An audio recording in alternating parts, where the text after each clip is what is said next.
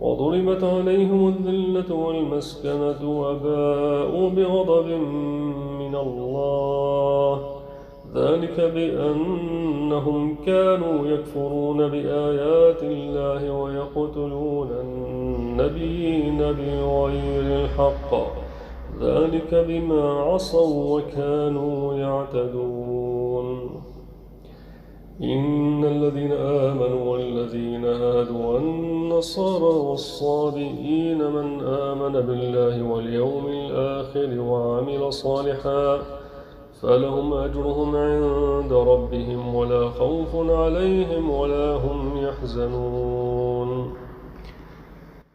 وإذ أخذنا ميثاقكم ورفعنا فوقكم الطور خذوا ما آتيناكم بقوة واذكروا ما فيه لعلكم تتقون ثم توليتم من بعد ذلك فلولا فضل الله عليكم ورحمته لكنتم من الخاسرين. ولقد علمتم الذين اعتدوا منكم في السبت فقلنا لهم كونوا قردة خاسئين فجعلناها نكالا لما بين يديها وما خلفها وموعظة للمتقين.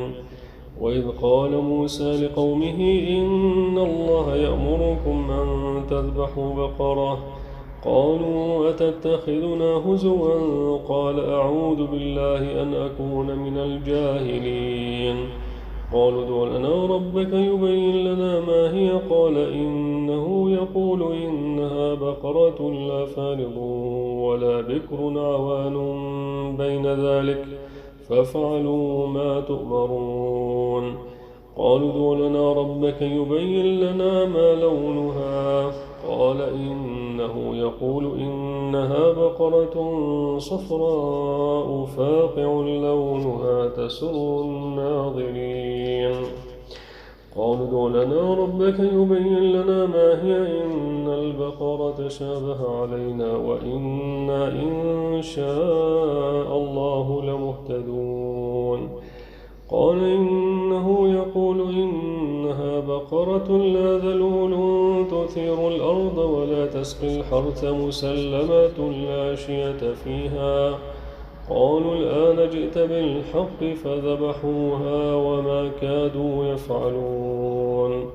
وإذ قتلتم نفسا فادارأتم فيها والله مخرج ما كنتم تكتمون. فقلنا اضربوه ببعضها كذلك يحيي الله الموتى ويريكم آياته لعلكم تعقلون. ثم قست قلوبكم من بعد ذلك فهي كالحجارة أو أشد قسوة وإن من الحجارة لما يتفجر منه الأنهار وإن منها لما يشقق فيخرج منه الماء وإن منها لما يهبط من خشية الله وما الله بغافل عما تعملون.